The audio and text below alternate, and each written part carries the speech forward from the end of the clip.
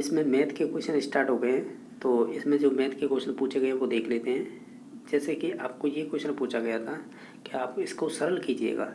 अब इसे सरल कैसे करेंगे? देखो, इसे करने के बहुत सारे तरीके हो सकते हैं, लेकिन फिर भी आपको ये बोर्ड मास के नियम से ही करना होगा। कैसे?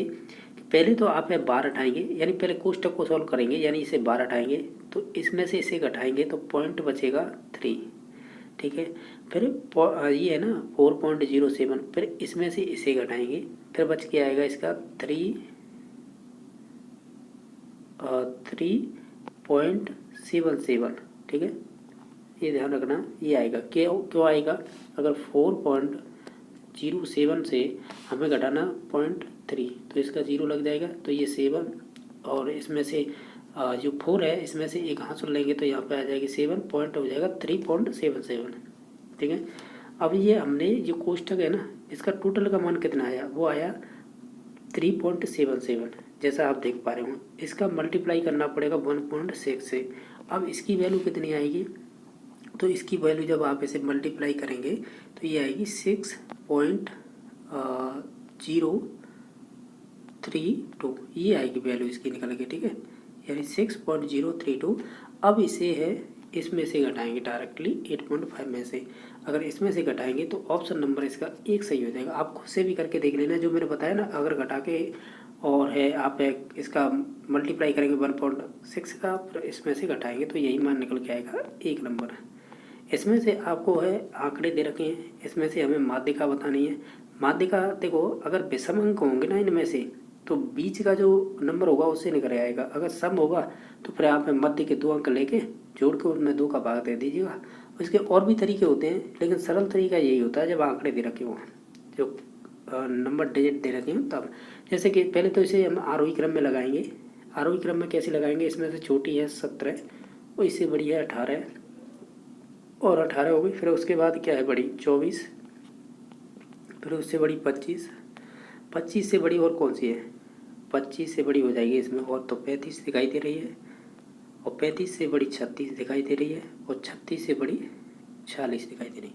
अब इन अंकों को गिनेंगे ना, 1 2 3 4 5 6 7 हैं, यानी 3 तो इधर से और 3 ये पीछे की साइड से, मध्य में आएगा 25, यही माध्य होगा। तो ऑप्शन नंबर 3 सही हो जाएगा।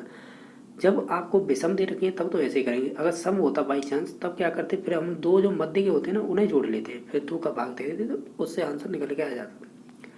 इसका मान ज्ञात कीजिएगा। आप जब इनका मान रखेंगे ना तो फिर 0 आएगा, ऊपर नीचे बाहर कट आगे 0 निकल के आएगा, तो ऑप्शन नंबर इसका 0 सही हो जाएगा, यानी 4 नंबर। नेक्स्ट देख लेते हैं, इसमें क्या पूछा है? इसमें मसफा पूछा है। देखो, अब या तो एक एक अंक का लेकर अरे है आप जो गणन विधि से निकाल लीजिएगा तो वो सब ठीक रहेगा, क्योंकि उसी से निकल सकता है। तो मसफा होगा इसका 21। आप खुद भी करके देख लेना, प्रत्येक का 21 ही निकल के आएगा। ठीक है। इसमें बताना है आपको इस x की वैल्यू। हम जानते हैं त्रिभुज के तीनों कोणों का मान होता है 180। उसमें से अगर हम इसे 30 और 35 को जोड़ेंगे तो 65 घटा देंगे तो इसमें से वो मान निकल के आ जाएगा जो हमें x का चाहिए, तो वो 115 डिग्री आ जाएगा। तो ऑप्शन नंबर 3 सही हो जाएगा। ये क्वेश्चन पूछा है, इसमें बताना है कि एक रेलगाड़ी है वो 75 किलोमीटर प्रति घंटा की एक समान चाल से चल रही है। वो कह सकते हैं 20 मिनट में कितनी दूरी तय करेगी। देखो, इसे कर सकते हैं कैसे कि डी बराबर यानी दूरी बराबर होता है चाल गुना समय। ठीक है, तो हमें दूरी ज्ञात करनी तो चाल कह सकते हैं स्पीड कितनी दे रखी है? 75 किलोमीटर। ठीक है, 1 किलोमीटर में, और उत्तर भी आपका किलोमीटर में आ रहा है। ठीक है, तो इसे बना रहने देंगे ऐसे ही।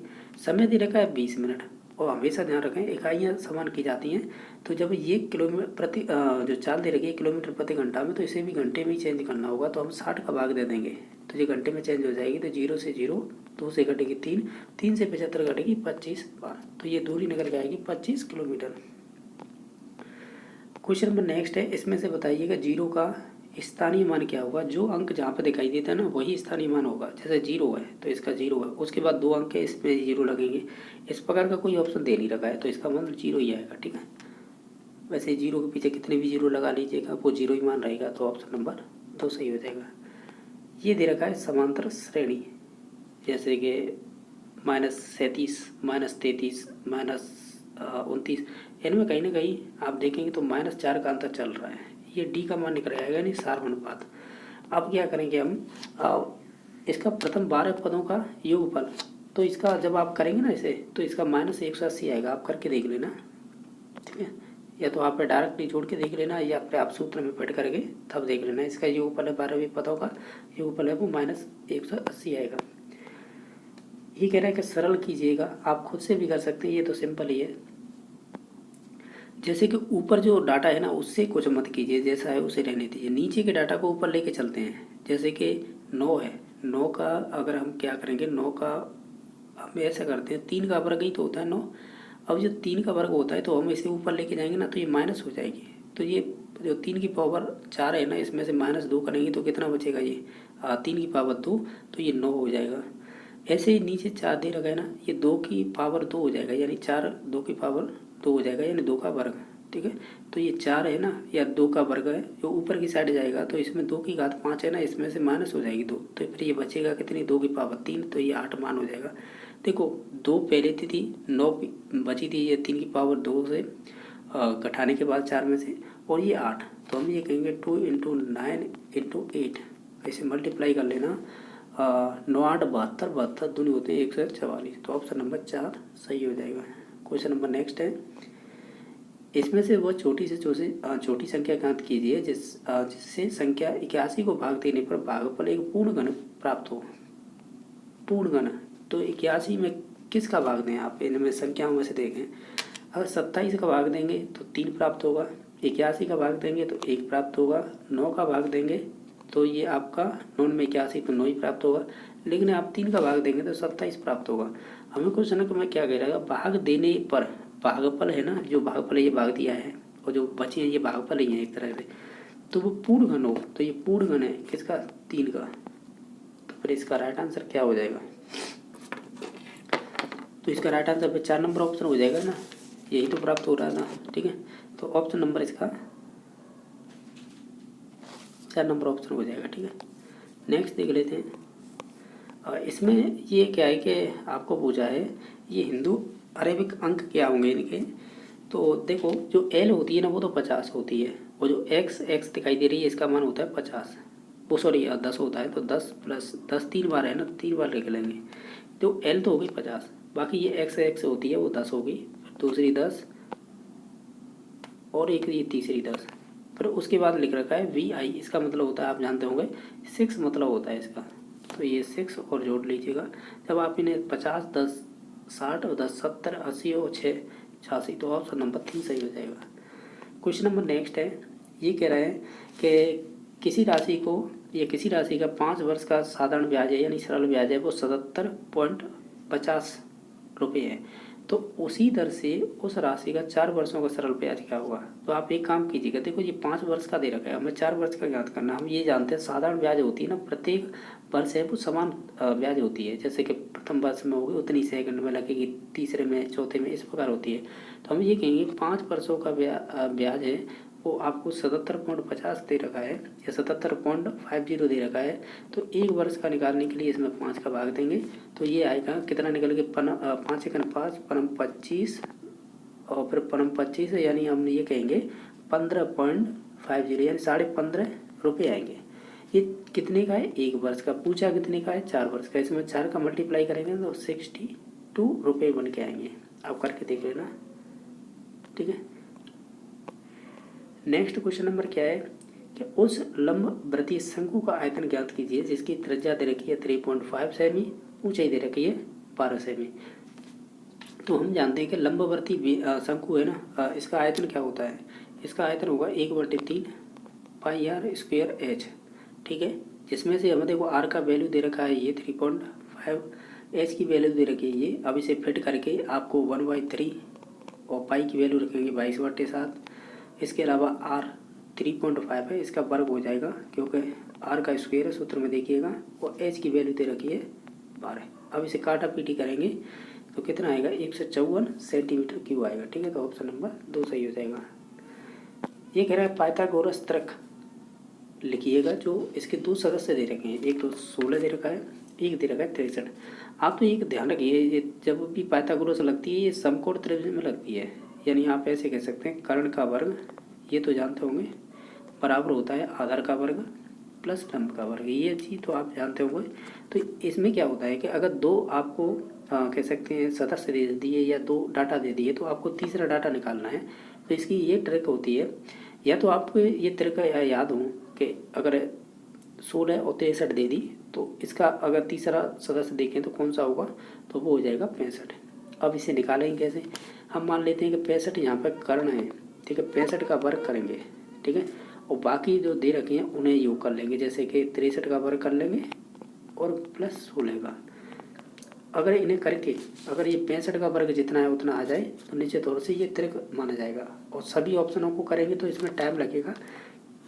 तो आप लगभग में इन दोनों को जोड़ के ना, वर्ग करके जोड़ के एक डाटा निकल के आएगा। वो डाटा लगभग में आपको एक चूज करना होगा डाटा इसमें से, तो इस हिसाब से निकाल सकते हैं, या फिर आपको ट्रिक याद होनी चाहिए। तो इसे निकाल लीजिएगा कितना आएगा। देखो अगर आप इसे करेंगे तो किस प्रकार करेंगे, हम ऐसे कर सकते हैं कि जो आपका 63 का वर्ग करेंगे ना, तो मैं डाटा डायरेक्ट लिख देता हूँ। इसका आएगा 3969, ठीक है, 16 का आएगा 256, और इसे जोड़ेंगे और 65 का अगर वर्ग करेंगे तो ये समथिंग आएगा 4225, ठीक है। आप इन दोनों को जोड़ लीजिएगा, यही आएगा 4225। तो हम ये कहेंगे इसका त्रिक या तीसरा सदस्य कौन सा होगा, दो सदस्य दे रखे, तीसरा हो जाएगा 65। ये कह रहा है कि एक वृत्ताकार बगीचे का व्यास दे रखा है 9.8 मीटर, इसका क्षेत्रफल ज्ञात कीजिएगा। तो वृत्त की बात कर रहा है, वृत्त का क्षेत्रफल क्या होता है, पाई आर स्क्वायर होता है, ठीक है। और जिसकी आपकी व्यास दे रखी है 2r बराबर, यानी व्यास बराबर हो जाएगा 9.8, इसका r की वैल्यू निकालेंगे तो 4 ये हो जाएगी 4.9 हो जाएगी। अब इसमें पाई आर स्क्वायर में रख दीजिएगा, तो इसका राइट आंसर निकल के कितना आ जाएगा, और इसका राइट आंसर निकल के आएगा जब आप मान रखेंगे तो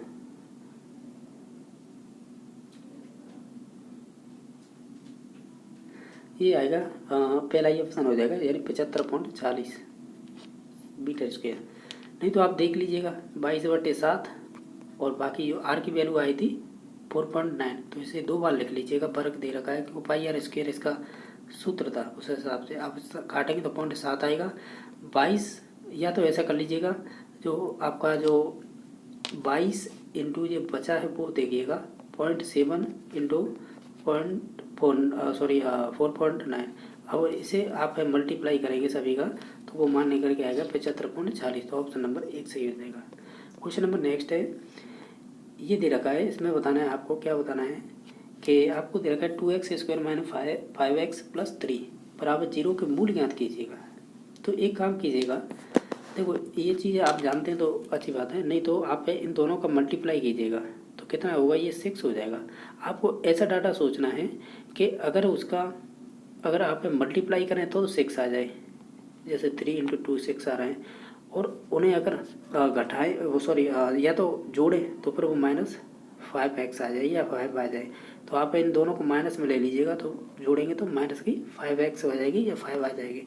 तो इस आधार पर हम एक लॉजिक लगाएंगे कि जो 2x² है -2x -3x और +3, यही तो समीकरण हमने यही तो किया है, इसमें कुछ अलग तो किया नहीं हमने। जो क्वेश्चन कह रहा था उसी आधार पर हमने किया। ये 3x है, ये ध्यान रखना, ठीक है। जो हमने 3 × 2 लिया था ना, 3 × 2 3 दूनी 6, यानी इसका मल्टीप्लाई करके, इसका मतलब ये हो गया कि हमने जो लिया था ना वो -2 और -3, इन दोनों को जोड़ेंगे तो वही आएगा -5। तो अब आपको ये खुद से सोचना होगा कि हमें कोई कॉमन लेके इसमें से मूल निकालेंगे तो समान अंक होनी चाहिए, या कोई ऐसी चीज़ कॉमन होनी चाहिए जो दोनों में समान हो जाए। तो इस प्रकार से हमें इन्हें बनाया जाता है ये। तो इस प्रकार ये बन के आ गया। अब इसे करेंगे कैसे, जैसे मैंने बताया था 2x² - 2x - 3x + 3 बराबर 0। आप है यहाँ से लीजिएगा 2x कॉमन, तो यहाँ पे क्या बचेगी, अगर 2x कॉमन ले लेंगे तो x बचेगी, और ये माइनस चिन्ह साथ ही आएगा, और फिर बाकी बात इसे कॉमन लेंगे तो यहाँ पे 1 बचेगा। इसी प्रकार यहाँ पे इन दोनों में से कॉमन क्या आ सकता है, इसमें से 3 आ सकता है, तो फिर बचेगा क्या, यहाँ पे x बचेगा और इस चिन्ह की वजह से ये अंदर में भी माइनस आ जाएगा और 3 से 3 कॉमन लेने पर 1 बचेगा। तो इसका मतलब 2 हमारे मूल निकल के आए। कौन कौन से? एक तो ये वाला कॉमन वाला दोनों में है तो x माइनस 1 आ गया, और दूसरा कौन सा आएगा? ये वाला 2x और -3, 2x -3। तो ये दोनों आ गए थे हमारे मूल। ये ऑप्शन में दे रखे हैं क्या नहीं दे रखे, एक बार देख लेते हैं। ध्यान रखना ये दोनों मूल ही हैं, x माइनस 1, 2x -3। अब देखो ये ऑप्शन में किसी में नहीं दे रखे हैं ये, तो हम क्या करेंगे, जो आपका एक तो आया था x माइनस 1 और दूसरा आया था 2x -3, ठीक है। तो ये दोनों मूल थे ना, ये 0 के बराबर थे, यानी ये बराबर 0। तो x की वैल्यू निकालेंगे तो ये पक्षांतर करने पर ये x की वैल्यू 1 आ गई। इधर की साइड करेंगे इसी प्रकार 2x -3 बराबर 0, ठीक है, ये माइनस है। अगर हमें x की वैल्यू ज्ञात करनी है तो हम क्या करेंगे, x बराबर जो 3 है ना, इधर पक्षांतर हो जाएगा 3 और जो 2 है वो बट्टे में आ जाएगी। तो हम ये कहेंगे इसमें से जो मूल निकल के आए हैं वो एक तो 1 निकल के आया है और एक 3/2। तो ये ऑप्शन नंबर 2 में ही दिखाई दे रहा है और किसी में नहीं है, तो ऑप्शन नंबर इसका 2 सही हो जाएगा। क्वेश्चन नंबर नेक्स्ट है, एक चाप द्वारा केंद्र पर अंतरित कोण है, वृत्त के शेष भाग के किसी भी बिंदु पर अंतरित कोण का कैसा होगा? हम ये कहेंगे दुगना होगा। ये कह रहा है, इस प्रकार कह रहा है कि कोई एक चाप है केंद्र पर, यानी मान लीजिए ये कोई चाप है और ये केंद्र पर कितना कोण बना रहा है, ये कह रहा है केंद्र पर अंतरित कोण कोई भी हो सकता है इसमें मान शेष भाग के किसी भी बिंदु पर। अब शेष भाग का मतलब ये है कि ये बिंदु यहाँ पर भी हो सकता है, ये बिंदु यहाँ पर भी हो सकता है, या ये बिंदु यहाँ पर भी हो सकता है, कहीं पर भी हो सकता है। अंतरित कोण का मान कितना होगा, यानी ये कह रहा है कि ये है ना, इसकी वैल्यू x है, तो जो अंतरित कोण बना था ना चाप द्वारा, तो इसकी वैल्यू इसकी दुगनी हो जाएगी, यानी ये 2x हो जाएगा, ठीक है। चाहे ये भी हो x, चाहे ये भी हो x, कोई भी हो, इसका मान दुगना हो जाएगा अंतरित कोण, जो चाप द्वारा जो अंतरित कोण होगा, ठीक है। तो ये प्रमेय होती है, तो ऑप्शन नंबर 1 सही हो जाएगा। जब रेखागणित पढ़ते हैं उसमें आती है। इसमें बताइएगा कि 4096 यानी 4096 का घनमूल क्या होगा, यानी ये घनमूल निकालेंगे। आप ऐसा सोचिएगा, ऐसा किसका वर्ग करें, वो सॉरी घनमूल करें कि इसके पीछे 6 आती हो, इसकी ट्रिक यही होती है निकालने की। तो हमें ये कहेंगे जैसे 1 का क्यूब करेंगे तो 1 ही रहेगा, 2 का करेंगे तो 8 आएगा, 3 का करेंगे तो 27 होता है, 4 का करेंगे तो 64 होता है, 5 का करेंगे 125, 6 का करेंगे तो 216 है, ठीक है। तो इसका मतलब ये 6 के कह सकते हैं किसी का घनमूल रहा होगा, तभी पीछे 6 आया है, ठीक है। बाकी है, अब देख लीजिए किसी ऑप्शन में पीछे की साइड 6 किसमें 16 में, तो इसी का राइट आंसर यही हो जाएगा, ठीक है। ये अपने लॉजिक से भी निकाल सकते हैं इसे। तो 16 का अगर मतलब 4096 का घनमूल क्या होगा, 16 होगा, तो ऑप्शन नंबर 3 सही हो जाएगा। क्वेश्चन नंबर नेक्स्ट है, सरल करें इसे। तो ये तो सिंपल है, आप इससे एक काम कीजिएगा, 4 का गुणा है डायरेक्टली 100 से कीजिएगा, फिर 100 का गुणा इससे करेंगे तो जो डाटा होगा वही आ जाएगा, तो इसका ऑप्शन नंबर 3 सही हो जाएगा। ये कह रहा है कि 21 सेमी व्यास वाले गोले का पृष्ठीय क्षेत्रफल ज्ञात कीजिए। अब देखिएगा कि गोले का पृष्ठीय क्षेत्रफल क्या होता है। अगर गोले के आयतन की बात करें तब तो होता है 4/3 पाई आर क्यूब, और अगर हम गोले के पृष्ठीय क्षेत्रफल की बात करें या पृष्ठीय संपूर्ण, तो इसका होता है 4 पाई आर स्क्वायर, ठीक है। ये वाला सूत्र लगाना होगा हमें। तो इसका व्यास दे रखा है 21 सेमी, तो 2r बराबर दे रखा है 21 सेमी, तो r बराबर हो जाएगा 21/2, ठीक है। ये तो आ गई आपकी त्रिज्या। अब इसे में रख दीजिएगा 4 पाई की वैल्यू रख दीजिए 22/7, आर की वैल्यू आई है 21/2, तो इसे 2 बार लिख लीजिएगा। अब इसकी काटापीटी कर लीजिएगा, और जो भी काटापीटी करेंगे तो इसका राइट आंसर निकल के आएगा आपका 1 नंबर ऑप्शन, यानी 1386 सेंटीमीटर स्क्वायर। आप करके देख लीजिएगा खुद से भी। ये कह रहे हैं कि 52 पत्तों की एक अच्छी प्रकार से फेंटी गई एक गड्डी में से एक पत्ता निकाला गया। इसके लाल रंग के या लाल रंग का जो बादशाह होता है होने की प्रायिकता कितनी होगी। देखो ताश की गड्डी में आप भी जानते होंगे कि बादशाह है वो 4 प्रकार के होते हैं, जैसे कि ईंट का, पान का, ओकम का और चिड़ी का। अगर ये नहीं जानते तो इंग्लिश में जानते होंगे। आप तो ये ध्यान रखिएगा कि लाल कलर के पत्ते कितने होते हैं। तो एक तो पान वाले होते हैं, एक ईंट वाले होते हैं। तो हम ये कहेंगे 2 तो आपके हो जाएंगे लाल बादशाह, और टोटल गड्डी में पत्ते कितने होते हैं 52। तो इसे काटेंगे तो कितना आएगा 1/26। तो ऑप्शन नंबर 2 सही हो जाएगा। क्वेश्चन नंबर नेक्स्ट है, ये सिंपल ही पूछा था कि ए की वैल्यू, बी की वैल्यू, सी की वैल्यू ये दे रखी है। A cube plus B cube plus C cube -3 A B C में मान रखेंगे तो कैसे रखेंगे इनकी। देखो 2 का क्यूब कितना हो जाएगा 8, और बी की वैल्यू दे रखी है कितनी 3, 3 का क्यूब करेंगे तो कितना आएगा 27, और सी की वैल्यू दे रखी है 4, तो इसका मान रखेंगे तो ये 64। उसके बाद कह रहा है -3 ए बी सी -3। अब ए बी सी इन्हें आप उसमें मल्टीप्लाई कर दीजिएगा, क्योंकि 3 ए बी सी का केवल यहाँ पे गुणा ही करना होगा। जो वैल्यू दे रखी है केवल हम तो रखते ही जा रहे हैं और कुछ नहीं कर रहे। सी की वैल्यू दे रखी है 4, इसे मल्टीप्लाई करेंगे तो ऐसे करेंगे 3 दूनी 6 और 6 थी 18, और 18 चौका कितने होते हैं 72, और बाकी है अब इनमें जोड़ लीजिएगा इन्हें, ये आएंगे 99, क्योंकि 7 4 11 और ये 19 9 आसल 1 2 और 8 1 9 सही है। 99 - 72 इसे घटाएंगे तो कितना आएगा 7, यानी 9 में से 2 जाएंगे 7 और 9 में से 7 जाएंगे तो 7 हैं, सही है ना। अरे 27 आएगा, गलत घटा दिया मैंने, ठीक है। यानी 99 से 7 72 घटाएंगे तो 27 आएगा। ऑप्शन नंबर इसका 2 सही हो जाएगा। क्वेश्चन नंबर नेक्स्ट है, अगर एक नगर की जनसंख्या है वो 25,000 से घटकर है वो 24,500 रह गई तो घटने की प्रतिशत कितनी थी। तो आपको बताना है, जैसे कि 25,000 है, अब रह कितनी गई है 24,500, कितनी की कमी आई इसे घटाएंगे तो निकल के आएगा 500 की कमी। ये 500 की कमी किस पर हुई है, ये 25,000 पर, तो 500 की कह सकते हैं कितने पर 25,000 पर, मल्टीप्लाई कर देंगे 100 से, क्योंकि हमें पर प्रतिशत यहाँ से करनी है। 00 से 00, इस 0 से 1 0, 25 थे 25 क्या है, ये 5 से काटिएगा, ये 5 बार और ये 10 है 5 से 2 बार, यानी इसका कह सकते हैं कितने % की कमी रहेगी 2% की। क्वेश्चन नंबर नेक्स्ट है कि 150 रुपये में दूध खरीदा गया, उसे कितने रुपये में बेचा जाए कि उसे 20% का लाभ हो जाए।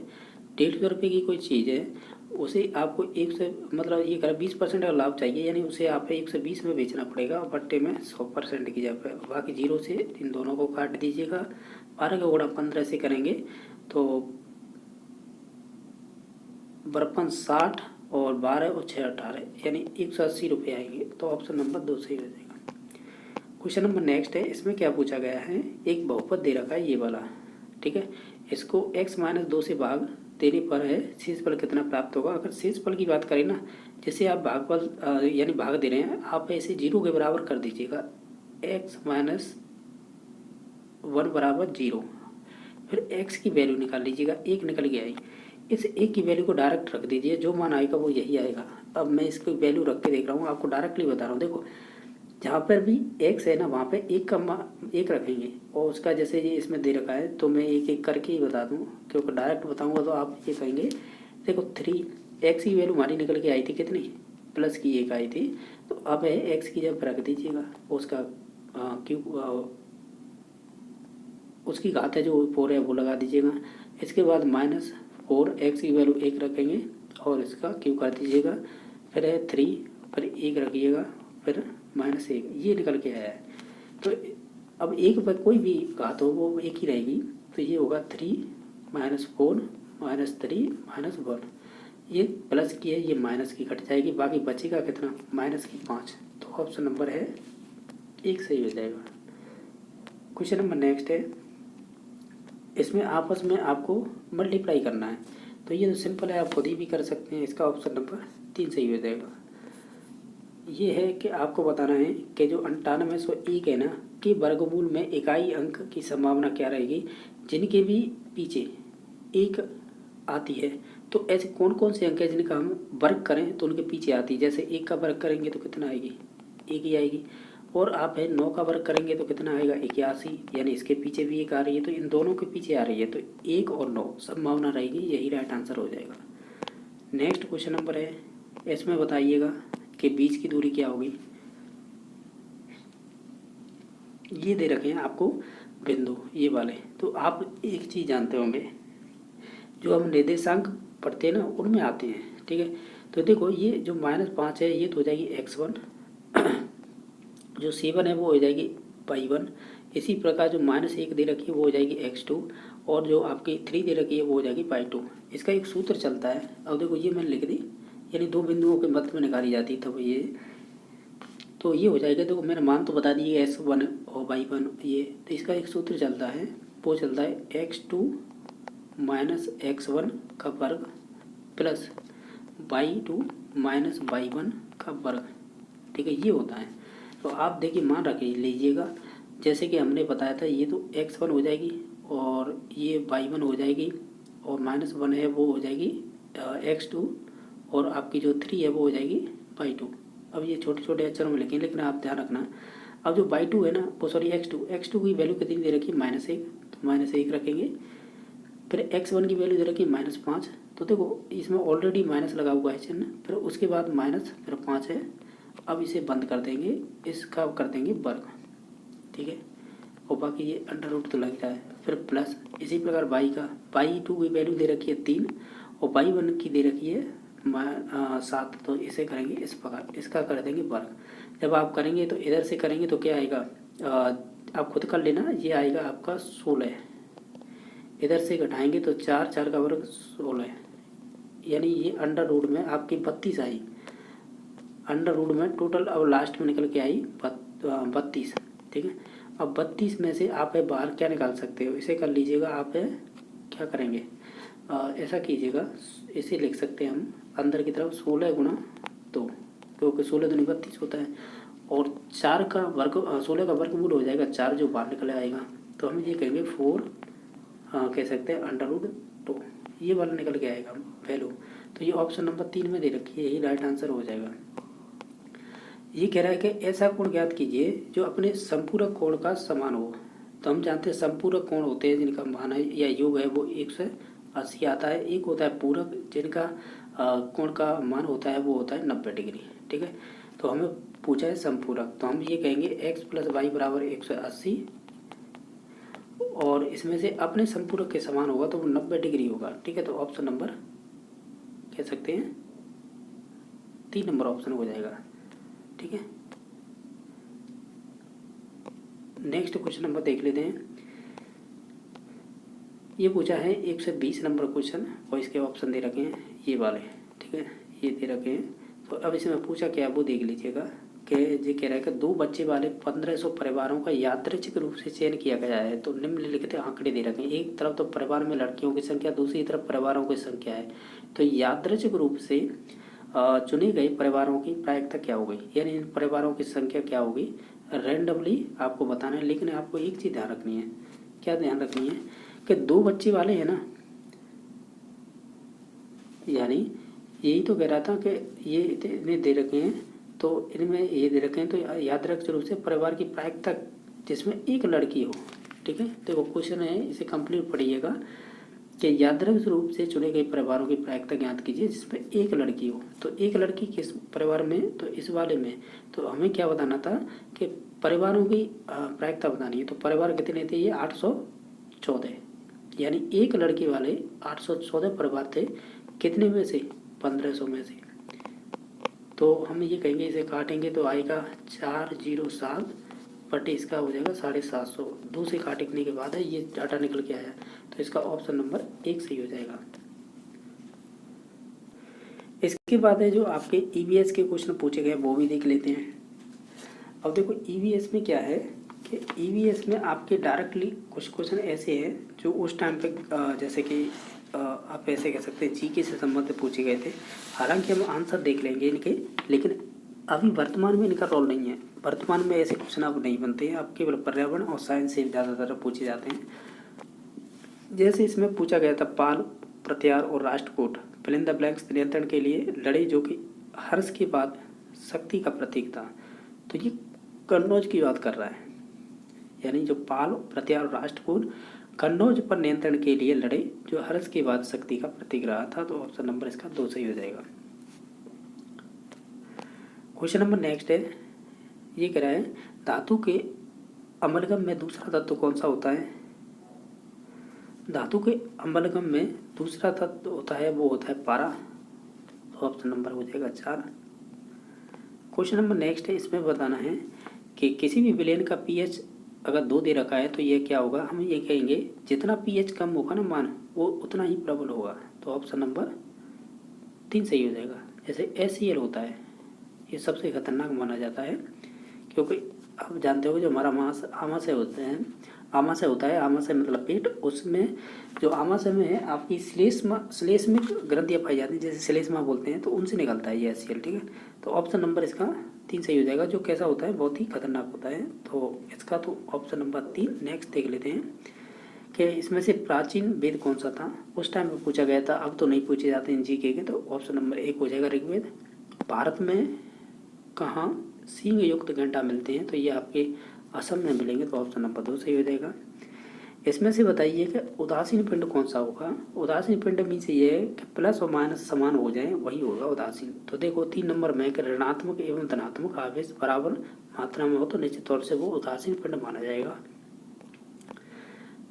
क्वेश्चन नंबर नेक्स्ट है, ये कह रहा है गोवा के दक्षिण का पश्चिमी घाट क्या कहलाता है। तो भारत का नक्शा आप देखा होगा, तो ये गोवा है, इसके नीचे फिर आपकी महाराष्ट्र है, तो इस वाले तट को ना केरल तक, इसे मालाबार तट बोलते हैं। तो ऑप्शन नंबर 1 सही हो जाएगा। क्वेश्चन नंबर नेक्स्ट है कि DDT है, तो हम ये कहेंगे ये अनअपघटनीय प्रदूषक है, ये नॉन बायोडिग्रेडेबल पॉल्यूटेंट है, यानी ये सड़ गल नहीं सकता है। और इसका DDT का पूरा नाम क्या होता है, इसे बोलेंगे डाइफिनाइल ट्राईक्लोरो एथेन या एथीन बोल सकते हैं, इसका ये पूरा नाम होगा। तो ऑप्शन नंबर 2 सही हो जाएगा। क्वेश्चन नंबर नेक्स्ट है कि लोधी वंश की स्थापना किसने की थी। तो ये GK का है, ठीक है। मैं बता रहा हूँ कि इब्राहिम लोधी, सॉरी बहलोत लोधी हो जाएगा इसका राइट आंसर, लेकिन वर्तमान में ऐसे क्वेश्चन नहीं बनते हैं। कुछ क्वेश्चन हैं जो जैसे कि इस प्रकार के क्वेश्चन तो पूछे जाते हैं कि निम्नलिखित में से कौन सा जीवाणु है जो जल प्रदूषण के सूचक के रूप में उपयोग किया जाता है, तो वो कॉलीफॉर्म है। तो ऑप्शन नंबर 4 सही हो जाएगा। क्वेश्चन नंबर नेक्स्ट है, जैसे कि कक्षा 7 का एक विद्यार्थी मिश्रण के अवयवों को पृथक करने के लिए प्रयोग करता है, तो प्रयोग के तरीके की सारणी है, जैसे अब क्रमशः क्या होगी, जैसे ये है और ये, इसमें तो मिश्रण है और जल है, तो उसे चुंबक के थ्रू है, कोई ना कोई धातु होगी जो चुंबक से चिपक सकती है, तो वो लोहा हो जाएगा। जैसे ऑप्शन देखिए, वो ऑप्शन से आसानी होगी पहचानने में, ठीक है। जैसे कि ये प्रयोग के आधार पर आपको बताना है इसमें से क्या क्या होगा। हम ये कहेंगे जब भी चुंबक की बात आती है वो चिपकने वाला होना चाहिए उससे कोई, तो लोहा हो जाएगा। इसमें भी लोहा दे रखा है, ये तो दोनों ऑप्शन होंगे नहीं। बाकी है जैसे निस्यंद्र की बात करता है, ये तो छानने के काम आती है, तो ये संबंधित फिर किससे हो जाएगी, जी हो जाएगी बालू से, ठीक है। चीनी से नहीं होगी, क्योंकि चीनी तो पानी में घुल जाएगी। तो ऑप्शन नंबर 1 सही हो जाएगा। क्वेश्चन नंबर नेक्स्ट है, इसमें बताना है कि बुद्ध का जन्म कहाँ पर हुआ था। ये लुम्बिनी में हुआ था। नेक्स्ट है कोणार्क मंदिर कहाँ पर है, ये उड़ीसा में। क्वेश्चन नंबर नेक्स्ट है, ये अच्छा क्वेश्चन पूछा था रासायनिक अभिक्रियाओं को लेकर, संतुलित समीकरण कीजिएगा। जैसे इसमें दे रखा है जो जहाँ पर A, B और C और D ये दे रखे हैं, इसके में बताइए कितनी जो संतुलित समीकरण करेंगे तो इसमें कितने मॉलिक्यूल आएंगे इनके सामने। तो देखो जैसे मैं अब इसे लिख के ही बता दूं कि या डायरेक्ट बता दूं। देखो ये कह रहा है कि एयर एल्यूमिनियम है, ठीक है, प्लस फिर है सोडियम हाइड्रोक्साइड, फिर है आपकी H2O जल। अब ये क्या क्या बना है, अब मैं ये बना है उसके आगे लिख देता हूँ, जैसे कि सोडियम एल्यूमिनेट बोलते हैं इसे, ठीक है, यानी सोडियम एल्यूमिनेट बोलेंगे प्लस 3H2। ये हमें एक अभिक्रिया दे रखी है जिससे कि ये प्राप्त हो रहा है सोडियम एल्यूमिनेट, ठीक है, और ये भी प्राप्त हो रहा है 3H2। तो इसमें हमें संतुलित करना है। तो देखो 2 अणु यहाँ पर रखिएगा, ठीक है, 2 अणु आप यहाँ पर रखिएगा और 2 अणु आप यहाँ पर रखिएगा। और अब देखिएगा, अब इसे देखें, 2 तो एल्यूमिनियम है, तो यहाँ पे हमें देखो ये एल्यूमिनियम है ना, केवल 1 है, तो यहाँ पर 2 लगा दी, ठीक है। यहाँ पे देखिए सोडियम कितनी है, 2 है, तो ये हमने आगे 2 लगा दी, तो ये भी संतुलित हो गया है। अब देखिएगा ऑक्सीजन कितनी है, 2 तो ऑलरेडी थी और 2 आगे लग रही है, तो 4। तो देखिएगा कि यहाँ पे ऑक्सीजन कितनी है, 2 है, क्योंकि इसके सामने 2 लग रही है, तो ये 2 है। अब देखिएगा यहाँ पे कितनी है जी, यहाँ पे 1 है और इसके आगे 2 लग रही है, तो ये 4 है। तो देखिएगा 2 तो ये नीचे की तरफ में, 2 ये 2 दूनी 4, यानी ये संतुलित हो रहा है ये वाला, ठीक है। आगे देखिएगा 3H2 का मतलब 3 दूनी 6 इसमें हाइड्रोजन है। यहाँ पे देखिएगा कितनी है, जब जो यानी ये जो पूरी प्रोसेस है ना ये अभिकारक कहलाती है, यानी लेफ्ट हैंड, और जो आपका राइट हैंड होता है ना ये आपका उत्पाद है। तो इसमें जो आपकी हाइड्रोजन है 6 दे रखी है, जिसमें से 4 तो ये हैं, 2 दूनी 4, जो आगे अणु होता है ना उससे मल्टीप्लाई हो जाता है, जो भी नीचे की तरफ दे रखे होते हैं 2 दूनी 4, और 2 यहाँ पे दे रखी थी, यहाँ पे आगे 2 लगा होता है, इस प्रकार है ये 6 हो रही है, तो यानी ये संतुलित हो रहा है। तो हम ये कहेंगे इसमें से ऑप्शन नंबर 2 सही हो जाएगा। ठीक है, जो साइंस बैकग्राउंड के है ना वो तो समझ जाएंगे इस बात को। अब मैंने बता दिया है कि इनके सामने जो भी मॉलिक्यूल होंगे उतने ही आपको लगाने होते हैं जिससे संतुलित हो जाए। नेक्स्ट है कि इसमें से बताइए कौन सा एक मौलिक अधिकार का उदाहरण नहीं होगा। तो आप इन सभी ऑप्शनों को पढ़ लीजिएगा। तो हम कहेंगे जो बच्चों द्वारा पैतृक संपत्ति का उत्तराधिकार मानना या पाया जाना ये आपका एक मौलिक अधिकार नहीं होगा। बाकी ये सभी तीनों हो सकती है जो इसमें दे रखे हैं। बाकी नेक्स्ट देख लेते हैं। इसमें बताइए कि रासायनिक अभिक्रिया के संदर्भ में कौन सा इसमें से सही होगा। देखो ये कह रहा है रासायनिक अभिक्रिया है वो उत्क्रमणीय होती है, तो केवल उत्क्रमणीय नहीं होती है, अनुत्क्रमणीय भी होती है, यानी रिवर्सिबल और इरिवर्सिबल। तो ये तो गलत है क्योंकि ये कह रहा है तो उत्क्रमणीय जबकि दोनों होती हैं। सभी रासायनिक अभिक्रिया परिवर्तनों के दौरान ऊर्जा अवशोषित होती है, तो अगर एब्जॉर्ब हो रही है तो निश्चित तौर से उत्सर्जन भी होगी। ऐसी अभिक्रिया होती है जिनमें ऊर्जा का उत्सर्जन होता है, तो ये भी गलत है क्योंकि दोनों चीज़ें नहीं है इसमें। 3 नंबर ऑप्शन है कि रासायनिक अभिक्रिया में बंधों का टूटना और बनना, ये निश्चित तौर से सही हो जाएगा क्योंकि रासायनिक बंध टूटते हैं और जुड़ते हैं, तो 3 नंबर सही हो जाएगा। क्वेश्चन नंबर नेक्स्ट है, इसमें बताना है कि जो प्रतिवर्ती क्रिया में प्रतिवर्ती चाप निम्न द्वारा है बनता है। तो हम कहेंगे जो भी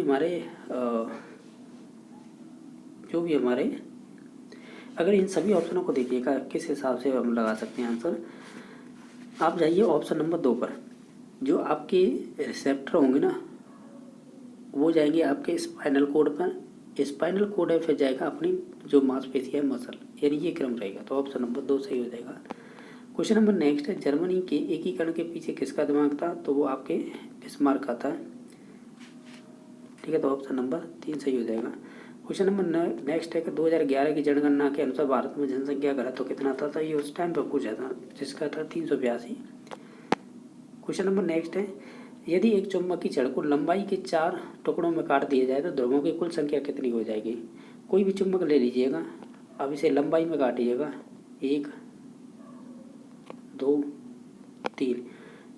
अब ये कह रहा है कि इसे क्या है 4 भागों में काटिएगा, तो 1 भाग 2 भाग और 3 भाग और 4 भाग, तो ये 4 हो जाएंगे ना। तो देखो एक तो इधर ध्रुव हो जाएगा, एक इधर, फिर एक इधर ध्रुव एक इधर, इन्हें करेंगे ना तो ये 8 ध्रुव हो जाएंगे। ठीक है, तो ऑप्शन नंबर इसका 3 सही होगा। हालांकि ये मैंने ओरिजेंटल काटी है, लेकिन लंबवत काटनी होगी तब 8 हो जाएगी ध्रुव। ठीक है, जहाँ से भी काटेंगे वहाँ से 2 ध्रुव बन जाएंगे। ऐसे छोड़ देते हैं कि ह्यूमन डेवलपमेंट उस टाइम पर पूछा गया था। ये माओवादी वाले आक्रमणकारी है ना, ये सभी जो कह सकते हैं जो दांतेड़ा उपस्थित है ये पूछ रहा है, तो उस टाइम पर पूछा गया था। बाकी मैं बता देता हूँ ये छत्तीसगढ़ में जो नक्सलवादी होते हैं उनसे संबंधित था ये। नेक्स्ट है कि जनसंख्या मानव पूंजी बन जाती है जब निवेश किया जाता है, तो ये उपयोग सभी इसका राइट आंसर हो जाएगा। इसमें क्या पूछा है कि भोजन पकाते समय कभी कभी बर्तन के पैदे की जो बाहरी सतह होती है वो काली हो जाती है। इसका अर्थ है कि हम ये कहेंगे ईंधन पूर्ण रूप से नहीं जल रहा है या पूर्ण रूप से नहीं जला है, इस वजह से वो काला काला हो गया है वहाँ पे। ये कह रहा है पेंक्रियाज में होती है, तो हम ये कहेंगे जो आपकी पेंक्रियाज है ना ये आपकी कह सकते हैं ये 2 प्रकार की कोशिकाएं होती है, अंतःस्रावी और बहिःस्रावी। ठीक है, तो ऑप्शन नंबर इसका 3 सही हो जाएगा।